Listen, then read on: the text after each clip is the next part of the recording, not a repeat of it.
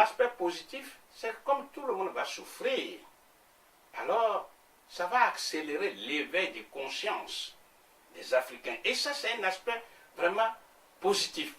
Parce qu'ils vont se rendre compte qu'en fait, les dévaluations sont imposées aux Africains. Et pourquoi? Parce que justement, le franc CFA n'est pas leur monnaie. Et que les décisions sont prises à l'extérieur et leur sont imposées. Ensuite, après l'éveil de conscience de ces Africains-là, alors les Africains seront plus aptes à écouter et à se poser des questions. Mais quelle est donc la solution? Comment faire pour justement nous débarrasser de cette monnaie qui en fait ne nous appartient pas? Il y a des gens qui le disent, mais on ne les écoutait pas. Aujourd'hui, tout le monde s'apprête à écouter. Et je pense que lorsque des gens vont venir pour proposer des solutions, alors ça pourra prendre. Et la véritable révolution va venir du bas. Et c'est ça, parce qu'en temps normal, lorsqu'il y a une dévaluation comme ça, aucun régime, je dis bien dans des pays normaux, aucun régime ne résiste à cela, parce que ça touche tout le monde. Monsieur Eboun, comme le rappelait le professeur Agboou, la dernière dévaluation a eu lieu en 1994. Comment a-t-elle été acceptée par les chefs d'État des zones CEMAC et UEMOA? Comment voyez-vous l'avenir politique du franc CFA? Ce que l'on peut dire, c'est que si ceux qui défendent l'ordre colonial, disons l'ordre néocolonial, sont à la tête de nos États, on peut dire que le franc CFA a des beaux jours devant lui. Parce qu'il est évident que ceux qui ont fait le pacte néocolonial vont chercher à continuer à corrompre, vont chercher à bâillonner les consciences, vont chercher à désinformer pour que l'ordre colonial perdure. Donc, il y a une obligation, une nécessité historique pour les progressistes et les panafricains de poursuivre le combat de nos aînés en se débarrassant de leurs petits problèmes internes, de leurs égos, de rassembler tout le monde. Il est évident que, j'aime bien prendre l'exemple de la fourmi. Un homme devant une fourmi peut écraser une fourmi. Lorsqu'il y a une colonne où il y a des milliers de fourmis qui s'avancent, le même homme qui écrasait une fourmi prend la fuite. N'ose pas affronter, parce que les milliers de fourmis qui avancent, moi c'est ce que j'appelle, si vous voulez, il faut éveiller les consciences. Il faut qu'il y ait des millions de consciences africaines qui s'éveillent. Et c'est cette conscience-là qui amènera à sortir de l'ordre néocolonial actuel, notamment dont l'un des exemples est le franc CFA. Donc, en tout cas pour ce qui nous concerne, ça passe par l'unité des forces progressistes et panafricaines. Donc, ce qui va permettre à débarrasser le continent de toutes ces velléités. Professeur Agboou, ok. Le regretté Joseph Tchunjang Pouemi, votre devancier et auteur du livre Monnaie, servitude et liberté, n'a pas eu la même fortune que vous en termes d'audience. Qu'est-ce qui explique ce réveil de la jeunesse africaine sur cette question monétaire?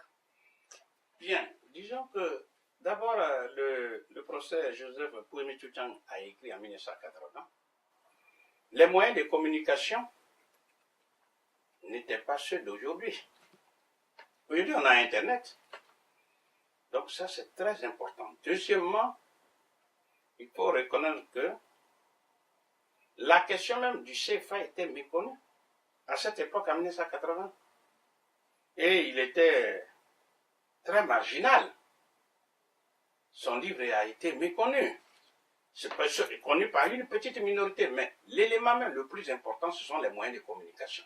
Ils sont très développés aujourd'hui. Donc, il suffit simplement de faire une conférence, on met sur Internet, et les gens commencent à accéder aux informations. Et ça, c'est très important. Maintenant, il faut aussi ajouter le problème de la pauvreté. Parce que on fait comprendre aux Africains qu'ils ont une monnaie très forte. Une monnaie qui est protégée par la France. Une monnaie qui a ce qu'on pourrait appeler la garantie de la France. Donc, ils sont dans la certitude. Mais que constatent-ils? Ils constatent que leur pauvreté, au lieu de reculer, ne fait que s'aggraver. Donc, il y a de quoi se poser des questions. Quand nous prenons le cas, par exemple, de la Corée du Sud, la Corée du Sud, comparée par exemple à certains pays comme en 1960, je veux dire, comme par exemple le Cameroun, la Côte d'Ivoire, la Corée du Sud était derrière. Mais aujourd'hui, la Corée du Sud fait partie des 15, est la 15e puissance économique du monde, au moment où nous parlons. La Chine est la 2e puissance économique du monde, et ainsi de suite. Donc, quand on pose la question, puisque ça réveille quand même la pauvreté dynamique en Afrique, l'Afrique tient tout. Mais les Africains sont pauvres. Il y a de quoi s'interroger. Et comment ça se fait que ce sont les pays de la zone franc CFA, contrairement à ce qui leur a été promis, ce sont ceux-là qui sont derniers. Le Burkina, le Niger, alors que tous ces pays sont riches. Donc, la jeunesse africaine s'interroge. Et pour mémoire, nous pouvons rappeler qu'au moment où nous disons que pour 1 euro, l'Africain de la zone franc CFA donne 656 francs CFA, en arrondissant bien sûr, eh bien, le Sud-Coréen, pour avoir le même euro, donne 1500 won. C'est-à-dire, la monnaie de la Corée du Sud, c'est le won. Donc, le won est 2 fois plus faible que le franc CFA. Et pourtant, la Corée du Sud est en avance. Un deuxième exemple, l'Iran. Bon, disons même l'Indonésie. Pour avoir 1 seul euro, l'Indonésie donne 12 000 roupies pour le même euro que l'Africain arrive à acquérir à 656 francs CFA. Le troisième exemple, c'est celui de l'Iran. L'Iran donne 14 500 rials pour avoir le même euro. Et enfin, le dernier exemple, le Vietnam. Pour avoir le même euro, le Vietnam donne 27 000 dong, dong étant la monnaie du Vietnam. 27 000. Pourtant, le Vietnam est la 2e puissance économique, disons, c'est le 2e pays exportateur mondial du riz. Alors, il y a de quoi s'interroger. Donc les Africains se posent la question, pourquoi le Vietnam, qui a une monnaie 41 fois plus faible que le franc CFA, arrive non seulement à se nourrir, mais à exporter le riz? Et eux qui pensent que c'est en ayant la tutelle monétaire de la France peuvent se développer, ils sont derniers. C'est toutes ces questions-là. Donc pour me résumer, pour répondre de façon plus simple à votre question. 1. Il y a la pauvreté dynamique, négativement dynamique contre les Africains. Les Africains s'interrogent. 2. Il y a les moyens de communication très puissants qui sont là, que les Africains exploitent. Et enfin, il y a même le problème de la légitimité même des dirigeants africains. Parce qu'on se pose la question, que font donc ces dirigeants? Qu'est-ce qu'ils font avec le franc CFA? Il y a toutes ces interrogations. Donc, je pense que voilà quelques éléments. Il y a certainement d'autres explications. Mais en tout cas, Comituta n'a pas connu cette chance de communication avec le reste du monde. Monsieur Boundi, peut-on espérer que la classe dirigeante actuelle sur le continent puisse rompre avec ce système néocolonial? Dans le contexte actuel, je pense que c'est exclu.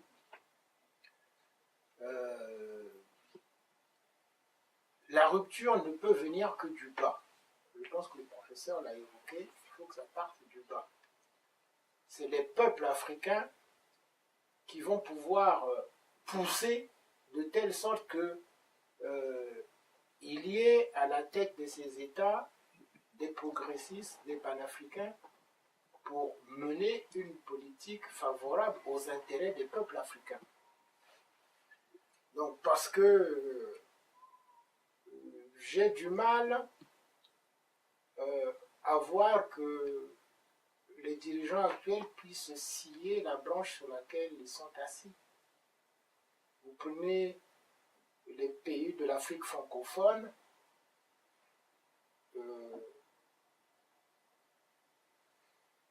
tous les régimes, tous ces dirigeants sont impliqués de manière directe ou indirecte dans une alliance occulte qu'on appelle publiquement la France-Afrique. Il est difficile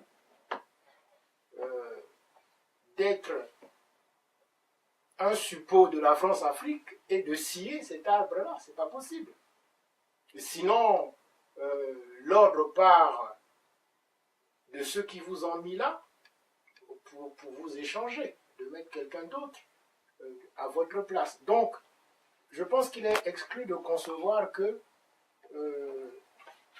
les régimes actuels puissent se défaire de cette tutelle.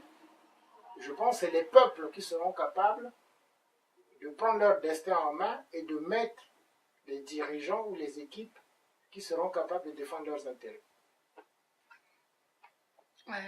Professeur Agbo, Oui. qu'est-ce qui explique que les économistes africains reprennent systématiquement les thèses des institutions financières internationales au lieu de proposer des solutions originales pour le financement de l'économie africaine? D'abord, il y a plusieurs facteurs. Le premier facteur, c'est la colonisation mentale des élites africaines. Parce que vous les voyez comme africains. Mais quand un Africain vient et il fait l'école, par exemple de France, quel que soit son domaine, on va dire c'est un historien, on a formé un docteur en histoire, mais quelle histoire? Il est docteur en économie, mais c'est quelle économie? Il est venu à l'école coloniale. Parce que l'enseignement qui est donné, par exemple en France, c'est dans l'intérêt de la France. Donc lui, l'étudiant noir, quand il part avec un papier qu'on lui a délivré, qu'on appelle le diplôme, c'est normal, il va aller se vanter parce qu'il est docteur, etc. Mais il est docteur en quoi? En économie. De quelle économie? Donc, si vous voulez, c'est un problème de l'éducation. L'enfant agit dans une situation donnée, ou bien il se comporte en fonction de l'éducation qu'il a reçue depuis le bas âge jusqu'à ce qu'il soit mature. La jeune fille à qui on a fait comprendre qu'être voilée est une bonne chose, elle va commencer à se voiler. Et ainsi de suite. Donc les élites africaines, malheureusement pour nous, sont colonisées mentalement dans l'écrasante majorité. Et surtout, un enfant qui est élevé dans la mendicité, il écarquille les yeux, il utilise toute son intelligence pour trouver des bienfaits dans la mendicité, qui par définition est une humiliation. Donc la génération africaine que nous voyons, malheureusement, n'ayant pas eu un autre discours que celui de la soumission, tout naturellement se met dans le sillage, dans les sillons qui sont tracés. Donc vous comprenez que, heureusement qu'il y a eu une petite minorité